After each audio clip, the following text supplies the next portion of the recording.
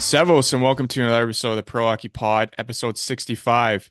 Right back at it this week in the NCAA route. Our guest today, someone very well known in NCAA hockey.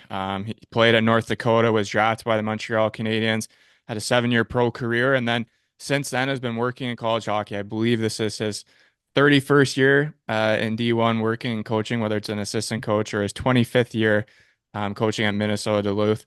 Happy to have on this week to the Pro Hockey Pod, Scott Sandelin. Thanks for joining us. Thanks for having me. Always, at the start, I always like to kind of go back to your childhood. Mhm. I believe you were born in Hibbing, Minnesota. Being a Canadian myself, not really sure where that is, but Minnesota, anyone who knows the United States, when I think of Minnesota, you know, Thousand Lakes, whatever you want to call it, but also, very passionate hockey state. What was kind of your first childhood memory growing up there? Well, we are it was a town of about 25,000 people, right? So it's for the Canadians, right? It's probably about 2.5 hours south of Fort Francis. Okay, so that's probably the quickest. No, you know what? I was very fortunate, to grow up probably in a smaller community. Um, we had a kind of the old traditional neighborhood. It doesn't seem like where you had 10, 12 buddies all, in one neighborhood that we did everything together. But for me, I grew up actually in a basketball family to start. My dad and my brother were both basketball guys, and I tried basketball and figured this is not for me. So fortunately, I had uh, I had buddies that played hockey, even got me into hockey, and we played every sport like a lot of kids did, especially in the smaller communities. So, like I said, I was very, very lucky to grow up at that time and have a significant amount of friends, not just my age, but even older that, we were able to do a lot of things together and whether it was sports or non-sports, it was a great time to grow up and certainly very competitive, of course, but had an outdoor rink a half a block away. So, was able to, as I got going with hockey, spend a lot of time there. And whether it's ball hockey or just trying to play with the older guys. And, they always used to throw you in the net when you were younger. And, they said there was no raising, but, that was your indoctrination if you wanted to play with the big guys. And then once you graduated from that, you got to play wherever you wanted. But no, just a lot of fun growing up and really fond memories of being down there and spending a lot of time down there, and certainly with all the buddies and doing the things that we did, whether it's football, baseball, golf, you name it. We pretty much did everything. So I think that was it's funny when you get away from those guys. You don't see them very often, but when we always get together, we always like friends do tell the stories. And but they were a big part of that, and certainly had a lot of fun growing up in that era, and certainly in the neighborhood I did. There's a lot of guests I've had on that it's either been a group of friends or if they were one of the younger siblings, they've always been thrown in at some point. So it's funny to hear that, you were thrown in as well. And relating to kind of your friend group, I have a group the same. We get together every year. I live in Germany now and they live back in Canada. But every time we come home this summer, it's like, you never left and you're telling the stories of the good old days, which is awesome to hear. It's the same for you. Did you have a favorite, maybe NHL team or player growing up that you kind of like to watch and try to maybe model your game after? You know what? I always loved the Flyers I think I was a Bobby Clark fan. And ironically, when I was playing with Philly and I did one of my contracts with him myself. So I kind of threw that in there that, hey, you were my first pro jersey, and does that help? But it didn't help in negotiations. But I really I don't know, I like the Flyers. Obviously the Broad Street Bullies, and Bobby Clark was a pretty household name. But we would get Hockey Night in Canada on Saturdays too, where I lived. So got to watch a lot of the Canadian teams. And then being drafted by Montreal, that was pretty special too. A hockey mecca.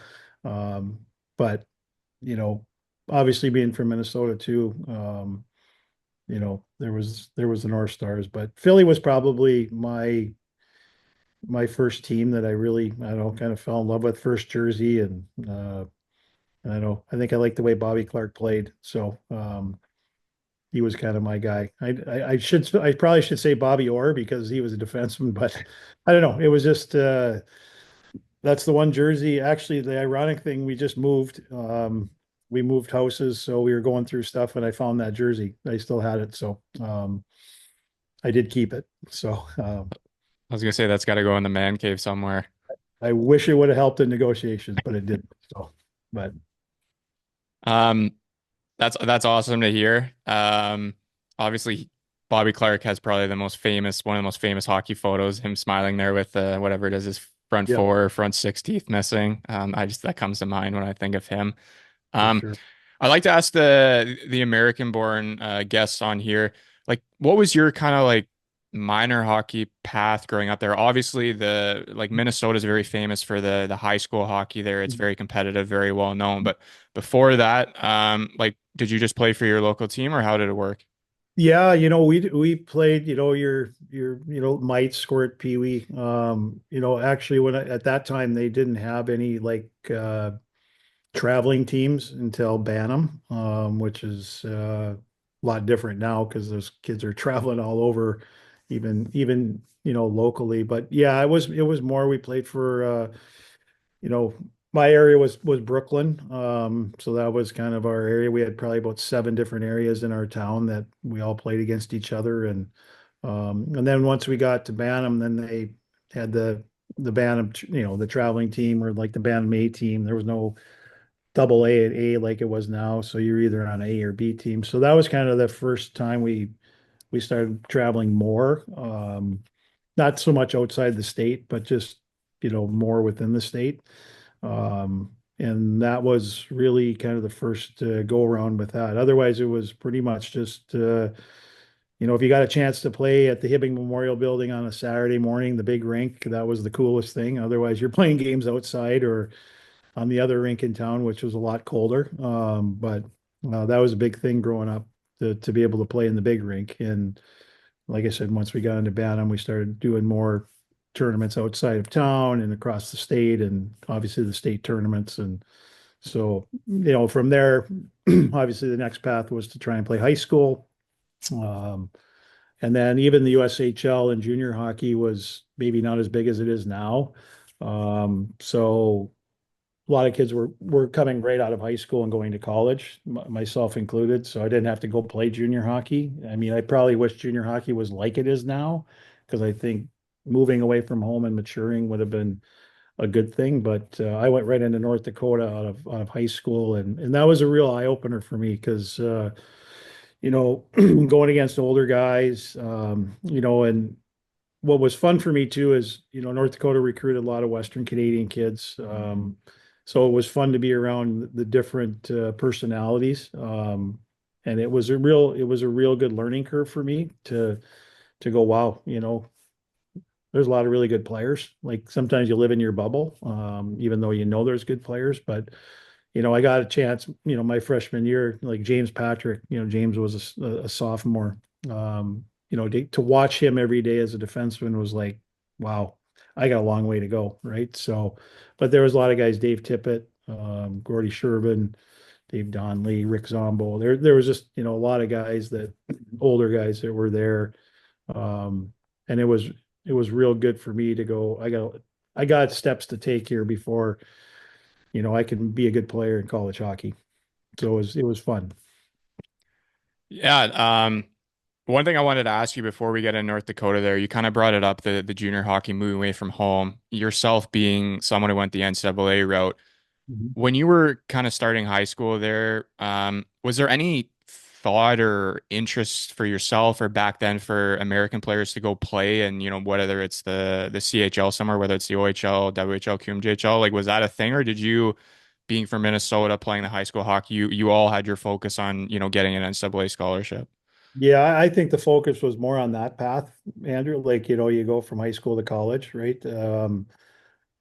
I didn't really know a whole lot about the CHL.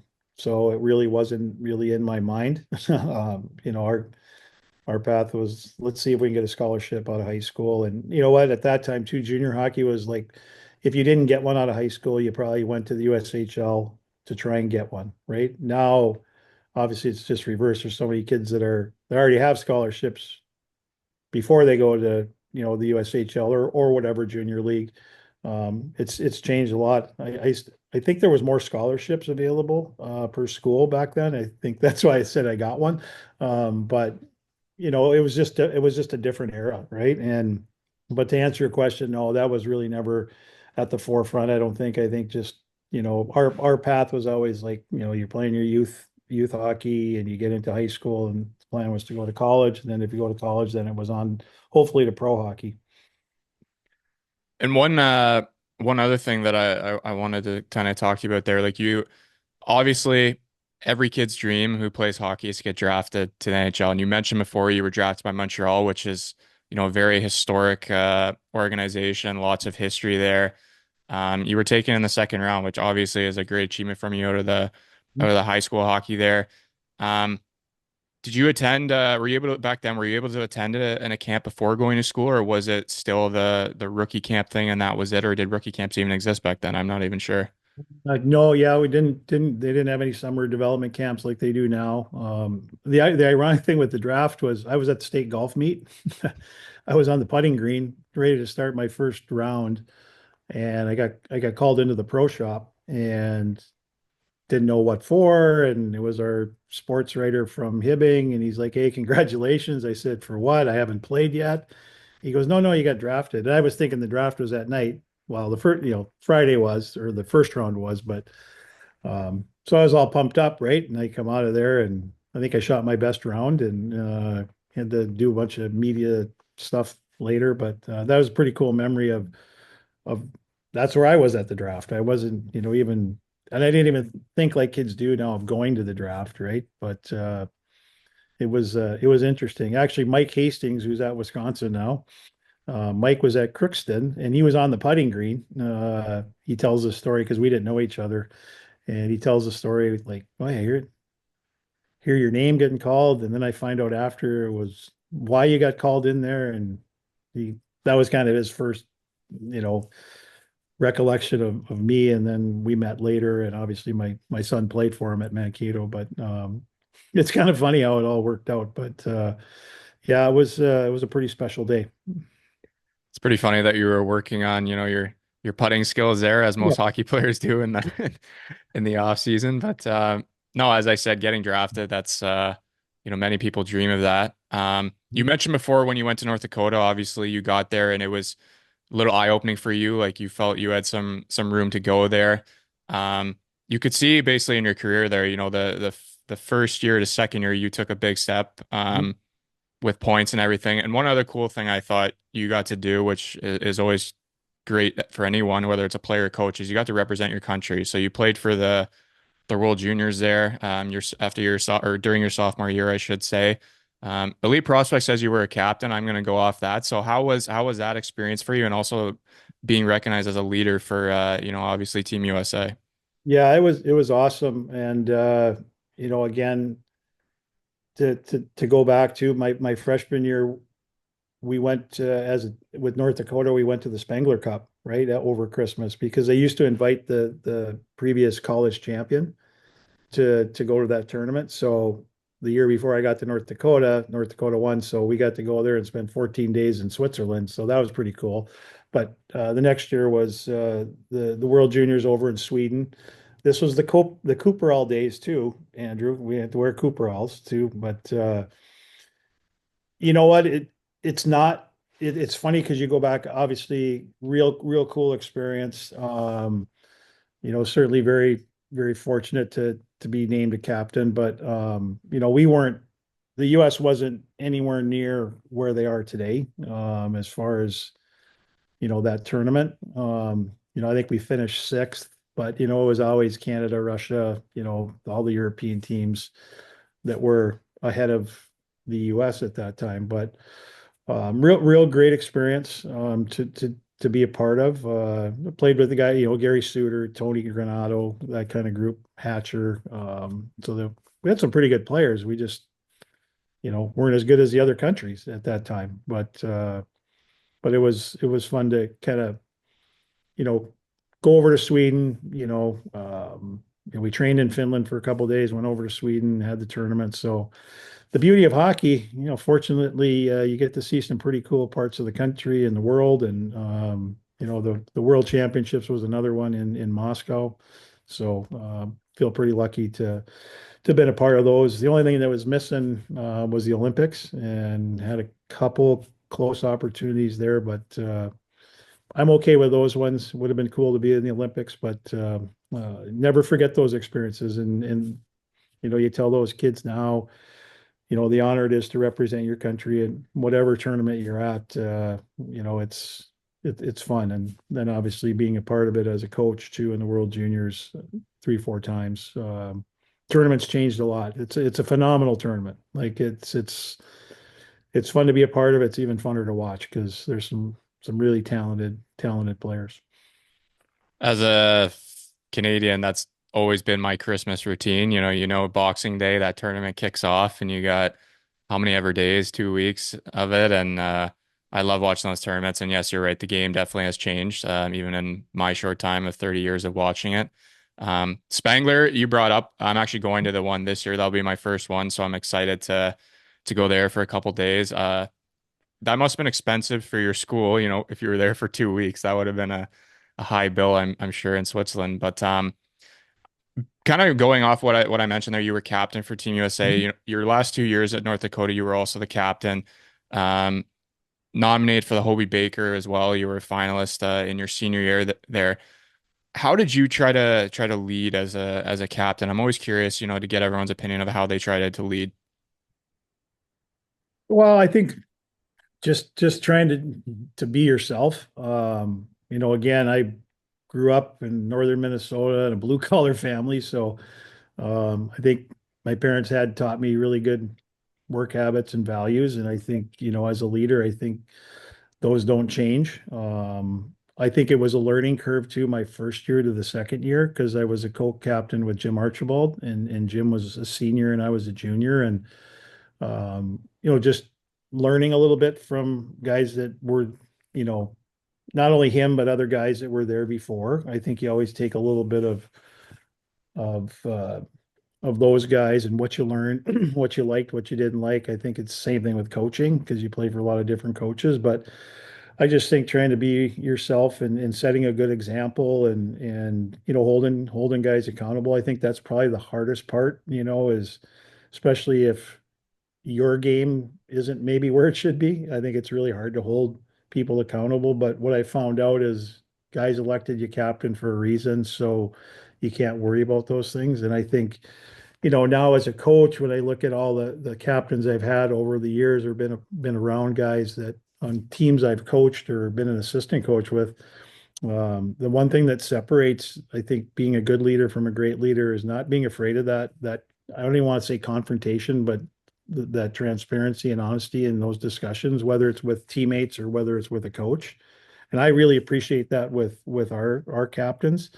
Where they're going to come in here and we can have a good, maybe it's an argument, but I want them to speak honestly and freely. And I think you have to do the same thing with your teammates. And that's why there's not a lot of great captains. I think there's a lot of good captains, but I think that to me is a little separation, what separates good from great. And I'm not saying I was a great captain, but I think I learned, and I just tried to stay true to myself and kept working hard and try and lead by example and just hold guys accountable when they needed to be held accountable. Definitely agree with your statement there, but like how now you as a coach, have your captains, like you obviously want them to be upfront and honest with you, and sometimes it's not going to be, nice things. It's gonna be brutally honest, and I'm sure as players today, they want it the same way, and at least that way, they're being 100% honest, as you mentioned. So after North Dakota there, as I mentioned, that your last year you were Hobie Baker finalist, excuse me, and you start your pro journey as a player. Obviously you went to Sherbrooke there in the AHL, but I wanted to kind of talk about, everyone's dream is playing the NHL. Do you remember your first call up, your first game, where you were, and basically just kind of take me through that experience? Yeah, first game for sure because I even tell guys leaving here, I said it was the easiest game I've ever played. We played New York Islanders at the Forum. My partner was Craig Ludwig. We won 3-0 or 4-0. I can't remember. It was a shutout. And I'm like, that was pretty easy, right? Because I'm like, but look at who you have. You got Bob Gainey and Guy Carbonneau, and you got all these guys that, you know, made the game so easy. You just do your job, right? But I remember Craig Ludwig coming up to me before the game and goes, "Hey, I hope you want the puck because I'm giving it to you every time I get it." I'm like, well, okay, sure, Luds, that's great. I'll take it, right? And I'm nervous and like, and he did, like he'd throw it over to me or he'd throw it off the glass. And but I had known Craig, obviously he played at North Dakota, so I knew him a little bit. But what a great partner to have, great calming influence. But the game was, it just felt easy, right? You just do your job and everybody does their job. And it was a fun way to start, and certainly wish I could add a lot more of them, but it sticks out vividly because I do tell a lot of our guys that are going pro or before their first game, I go, the game will be easier because everybody just does their job so well, right? And just all you got to do is get the nerves out, get a couple shifts, and just keep the game simple and do your job. So, and it's funny, all the guys that call back, yeah, coach, you were right. Yeah, you were right. So, that's how good the players are there, right? It makes the game a lot easier.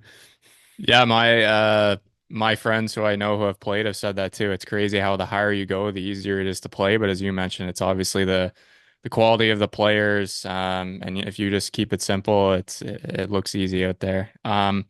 You brought up one point that I wanted to get to, and I'm happy you did because it allows me to transition into it. You mentioned obviously, you got to play in the NHL, but you Mhm. wish you could have obviously played more, Mhm. for whatever reason it didn't happen. But during your career, as I said, you played 7 years professionally. You had 121 points in 298 AHL games as a D. Was it ever like frustrating to you, maybe that you weren't getting more of a chance? Obviously, being able to put up numbers at the AHL level, but never get like a longer stint, I would say, or a longer look at the NHL. Yeah, I think a little bit. Like I think when I first signed there, um, you know, you look at the decor that they had, it was a tough lineup to crack. And then obviously they win the Stanley Cup in '86. That was the year I signed and came out of college. And it's not like today's era where those teams don't stay together, right? The salary cap era, those guys stayed together, right? You had Chris Chelios and Larry Robinson and Rick Green and, Svoboda. I mean, they were loaded, 7, 8 defensemen, and it was a tough lineup to get into. So I was okay with like, getting my feet wet and playing the American League. And um, I thought the second year, um, when I started there and played, some games, and I was there, they made a trade and they traded Gaston Gingras. Um, so a favorite to Detroit. I think Larry Trader was the guy there, and Pat Burns was coaching in Sherbrooke then. And so I still remember this pretty well. Like we were supposed to go to Minnesota as Thanksgiving, and I'm calling my family, and they make the trade, and all of a sudden I'm going to Halifax with Sherbrooke, and um, Pat Burns, who God bless Pat, one of the best coaches I've ever played for. Um, you know, had a great conversation with him once I got up there, and I was fortunate I got to play for him all year because he was awesome. And then just things as they go, right? They're looking at other people, and you slowly kind of fall down. And then I started the year, my third year in Sherbrooke, but knowing like if it didn't go well, I kind of want to get traded. And fortunately, I did to Philly, and it was kind of a good fresh start. But injuries played a couple parts in that. I had, when I got to Philly too, broke my arm. I was playing and broke my arm. I had, uh, even when I first got to Philly, I had a groin injury that kind of labored for a while, so that probably didn't help either. But it is what it is, and like at the end of it, yeah, there might have been opportunities, but again, you just feel very fortunate to get the opportunity to even play one game there. And it would have been awesome to, like I said, to play more, but played for a lot of great coaches, learned a lot, and wish the career could have went a little bit longer. But even my last year, my back was bad when I was in Kalamazoo, and that was an Olympic year, and just someone was telling me, what, maybe you should do something else. And I tried to maybe go to another camp or maybe even go to Europe after my last year, but I decided to retire and didn't want to get rid of, away from the game. So that's where the coaching part of it came into play. So it was a way to stay around the game and still doing it. So feel pretty lucky for that. Yeah, I mean, you basically helped me transition there. I was going to say, I was going to Mhm. ask you why you retired at 28, but now you've been very open about that and the transition to coaching. So a lot of people, they don't know if they want to get into it, but it sounded like, you wanted to stay involved in the game. One thing I thought was cool for you, I know first you went to Fargo there, but I want to bring back like alumni always care so much about their schools. And, 2 years after being retired from playing, you end up getting a assistant coaching job back at University of North Dakota, where obviously you played. Mhm. Um, might have been a little weird for you going back on the other side of it now, standing behind the bench instead of playing on the ice. But how did that opportunity come about for you, and how much would you say you learned as a coach, with your years thereafter as an assistant coach? Oh, yeah, I was pretty lucky. Actually, the Fargo thing, like I had just gotten married too, right? I have no job, right? And then the AHA, that league in Fargo popped up, right? And was like dial a team. We're trying to put five teams together. But anyway, that league ended up folding, and I continued to live in Fargo and do some things there. And then Dean Blais got the job at North Dakota, and Dean was the one that recruited me to play at North Dakota back when I was in high school. So my relationship with him went way back, and um, fortunately, he said, "Hey, you want the job?" And I said, "Absolutely." And so I got an opportunity to work with probably one of the best coaches I've ever been around to, in Dean Blais, and he gave me that opportunity and a lot of ability to grow as a coach. You know, but learned a ton from him. It was an easy transition because of our relationship when he was an assistant coach. So I I know what he demanded, and certainly I went into it going, I can't let this guy down, right? I got to work, and I got to we got to get this program back, and that's kind of how I felt. I didn't go to work, and I'm like, this is awesome. Like I'm going up, I'm making trips, recruiting trips, looking at all the geese in Saskatchewan and wishing I could shoot them, and just, all the, but they were fun. Like, I'm like, this is what I'm doing. Like I'm going to watch a midget game or a junior game, and I'm just driving, and like, it didn't get any better than that. But it did worry me if I didn't come back with players though, because that was Dean. But just his coaching ability, learned a lot from. And I couldn't be more thankful to be with him. And just, he gave me a lot of responsibility too. And I think that is what I try and do with my assistants, because it helped me grow to be maybe in a position to be a head coach. And even getting the head coaching job at Duluth, I still wasn't quite ready, but I was a lot more ready. So I'm trying to do the same thing with my assistants. That Dean did with me to help maybe them prepare themselves too if they ever get opportunities to move on. So couldn't be more thankful. Yeah, learned a ton.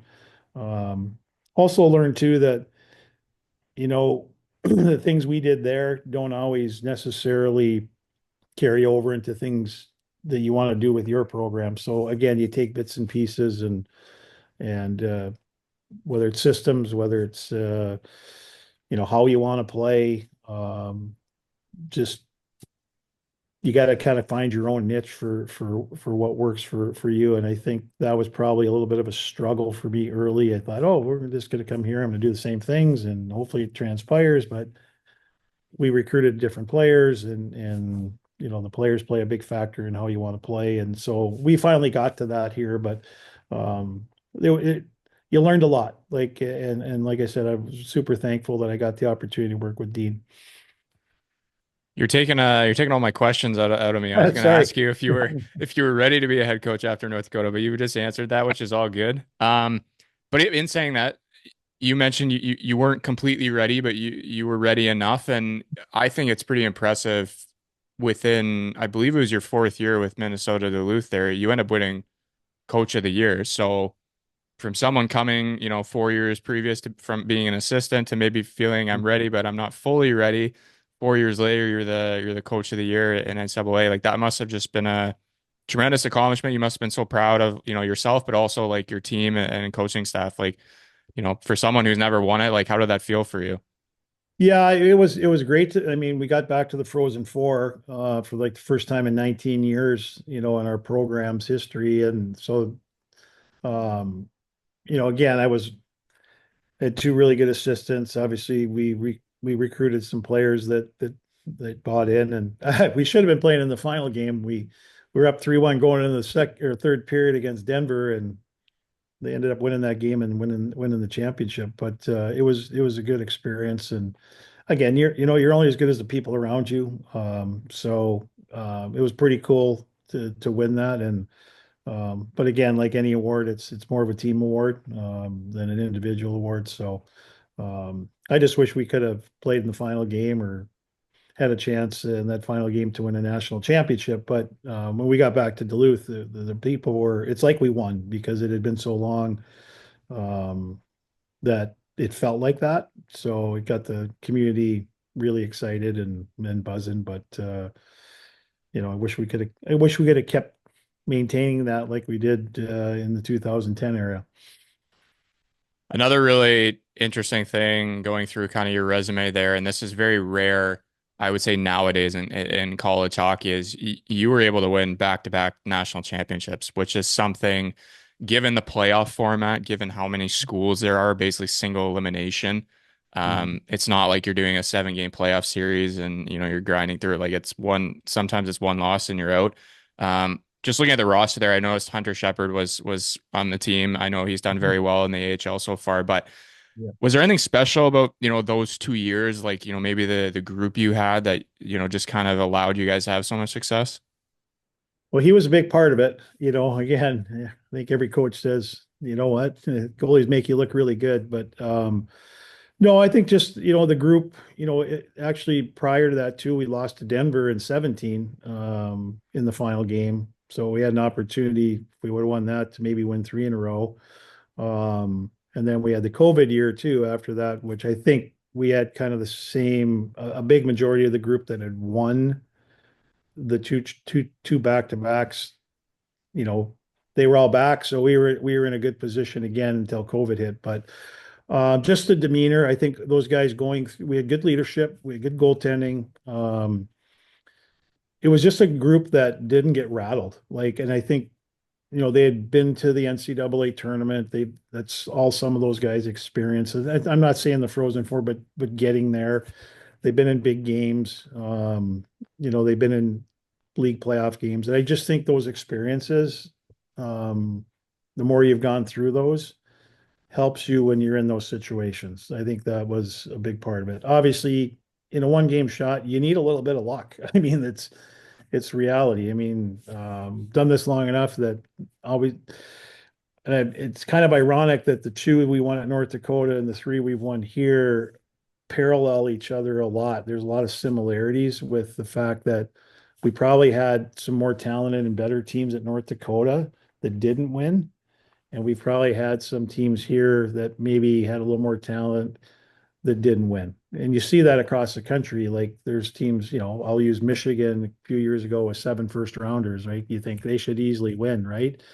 And on paper, yes, but again, some of those players, they're talented, but they haven't gone through some of those experiences. But doesn't mean you can't win. But I guess what I'm trying to say is the best team doesn't always win, but the one common denominator is in all of those that I've been a part of, we had really close teams. Like they were there was no selfishness. It was about team, and I think that's what helped us win too. Speaking of just kind of that, to follow up on it, what types of players, you've been doing this a long time. As I said, you're going in your 25th season there at Minnesota Duluth. I'm curious what your secret is to hold a job that long. In the coaching world, it's not that common, maybe a little more in college, but what types of players are you trying to recruit every year for your program? Um, First of all, I want kids that really want to play here, right? There's a lot of great opportunities across the country. There's a lot of great schools, but you know, we're kind of a little, we kind of have a little bit of that niche, right? Where it's more that I'm not a big ego guy. I want guys that are, good character kids, hardworking kids. Again, you want talent. You gotta have enough talent, but I like the skill that's hard. That can play hard. And every year is a little bit different what your needs are with what you lose. Whether it's through guys going to the NHL or in today's world, the portal or graduation. So you're staying ahead of your recruiting, probably you're recruiting 2, 3 years out. And that's one thing we've done here is we haven't gone out and over recruited. We just don't go out and if we got 3 spots, we don't go get 10 players. Like if you look at our numbers compared to other schools, we're very selective and we don't over recruit because I don't like to, promise kids things that I can't deliver. And I don't like to just discard people if they're not good enough. We see, want to work through that. And again, we're not perfect either, but it's just I just really want kids that want to play here. And I think it's interesting when you get kids that have never been to Duluth. We've had some kids from out east or Eastern Canada come and they're like, I didn't know Duluth was like this. It's kind of a cool city, right? It's on the lake, and obviously our community is a hockey goofy community, and the school is a good mid-sized school. So it depends what kids are looking for, but we kind of know that, right? Like a lot of kids like the glitz and the glamour of the big schools, and they like some of the things that those offer. Some kids like smaller schools.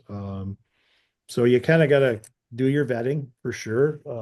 Build relationships with kids, and that seems to be getting harder and harder just with the way recruiting is now.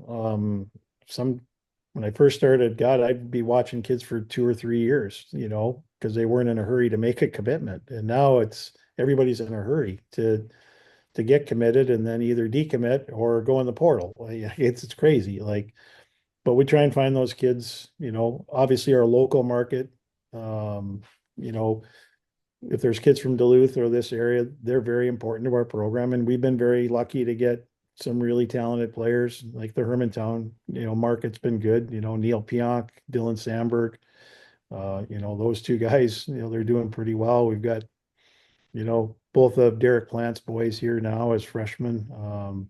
So we've been lucky to have some of that because that's important for our fan base because they like to follow those people as Scott Perunovich from Hibbing, right? Adam Johnson, Adam was from Hibbing. Those are important too, but I want a good mixture, right? We've always had good Western Canadian kids, but we'll take kids from wherever, but we don't go running around. We kind of got specific markets, even though those have changed.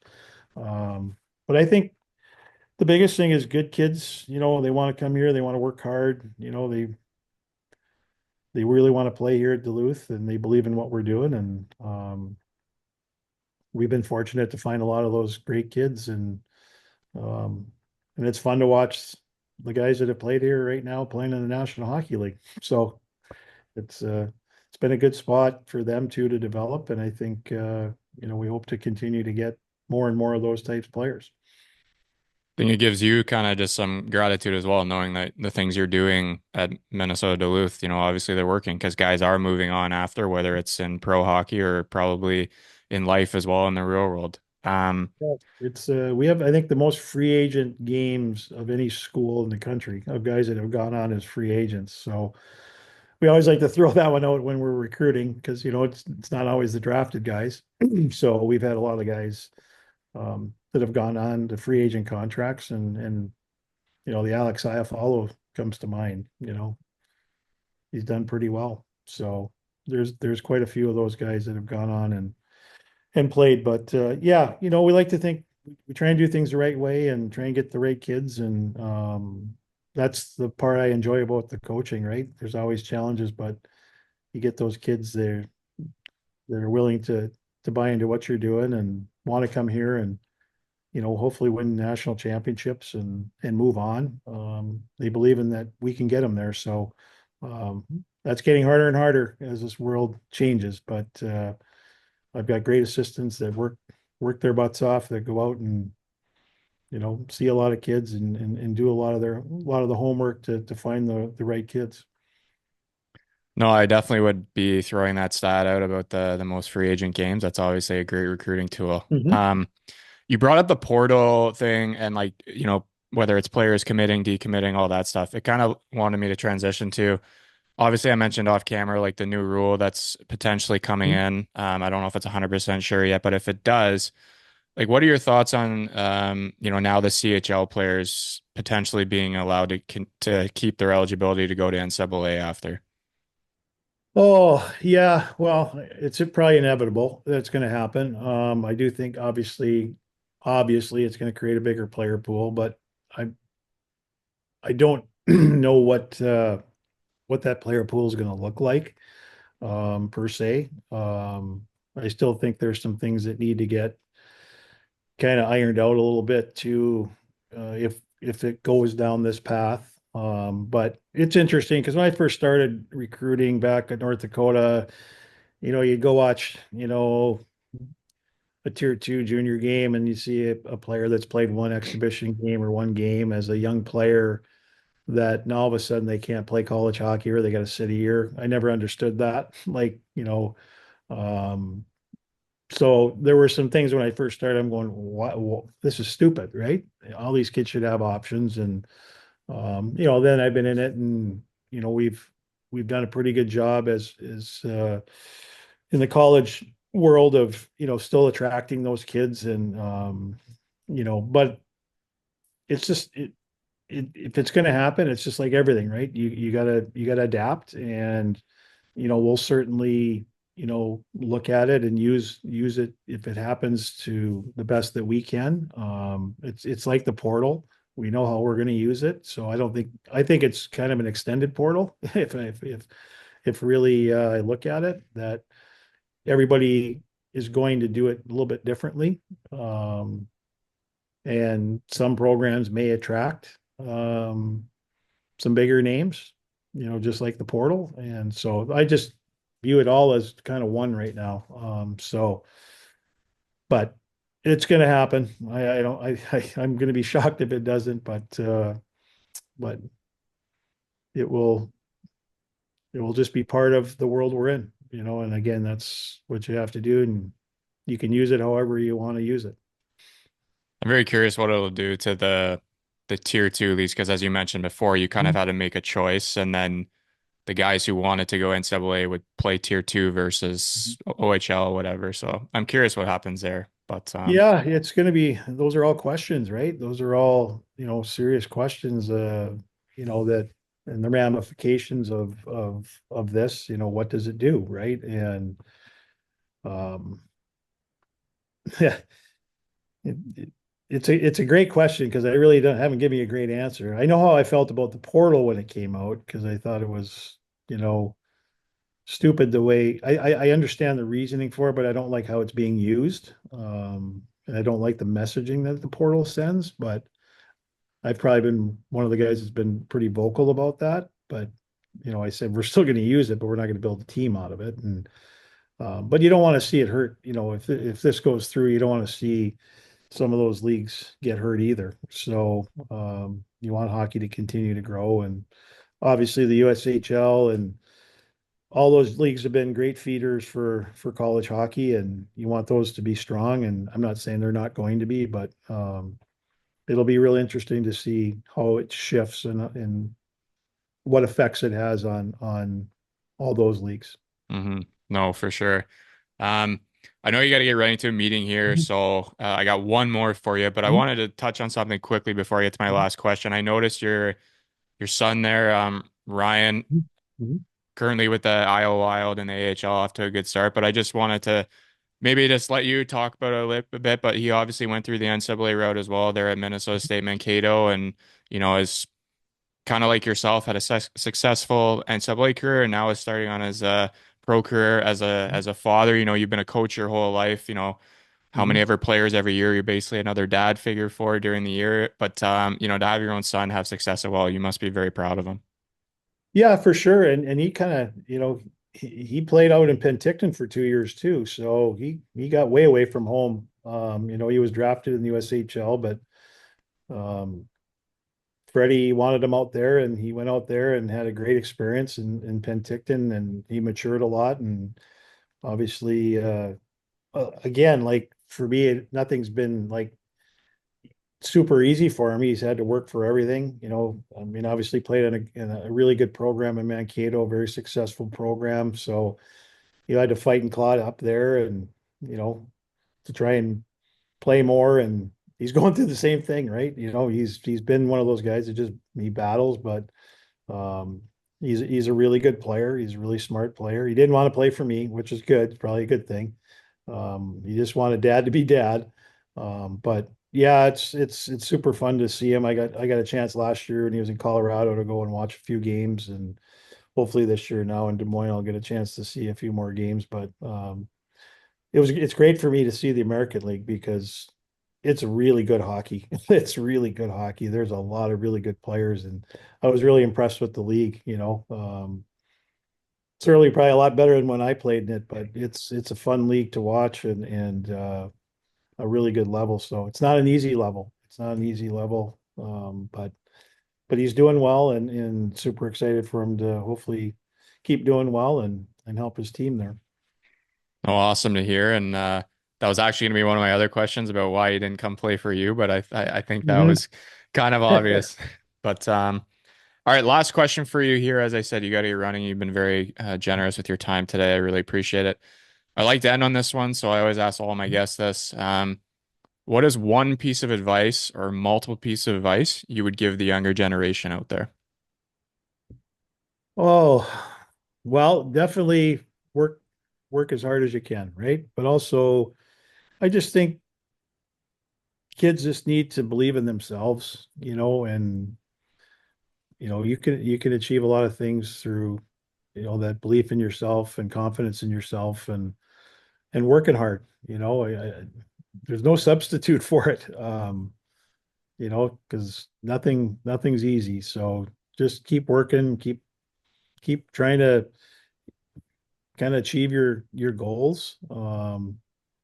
And keep the noise out of there. Just stay focused on what you're doing and have fun with it because there's too much noise out there and you can get sidetracked, right? If you're doing something, if you're playing hockey because you love to play hockey, keep that love of the game and keep the focus on what you need to do and enjoying your teammates and those things because there is a lot of noise and a lot of people get in your ear and change your thinking. So stay focused on what you're doing. Biggest thing is have fun with whatever you're doing and work as hard as you can to be the best you can. Like I always tell my kids, I said, work hard, be a good teammate. Those are the two things. If you're a good teammate and you work hard, those are two simple things I think anybody can remember. That's what I tell my kids, right? So, People so notice. they've listened, um, but I would say those two. But yeah, cut out the noise, social media, you know. Wait till they get older, right? Wait till they get older. There's a lot of noise that I think it detracts some of their attention to what they should be doing. So No, for enjoy sure. enjoy what you're doing. No, that was good advice to end on. Obviously, hard work and be a good teammate. I think those two things go hand in hand, and people will notice as you mentioned, and it obviously sets you up for later in life. And someone like your son, who had to work his butt off to get where he is, and clearly he's having success. So I think, as I mentioned, you'd be a proud dad of that, and obviously your advice is very true. Scott, I appreciate you doing this. I know you guys are busy with getting the season going now. Your conference play is starting up, so I really appreciate you taking the time, and I wish you guys the best this season and hopefully another national championship. Yeah, thanks, Andrew. Appreciate you having me on. A lot of fun. So. And for those listening, until next week, cheers and ciao.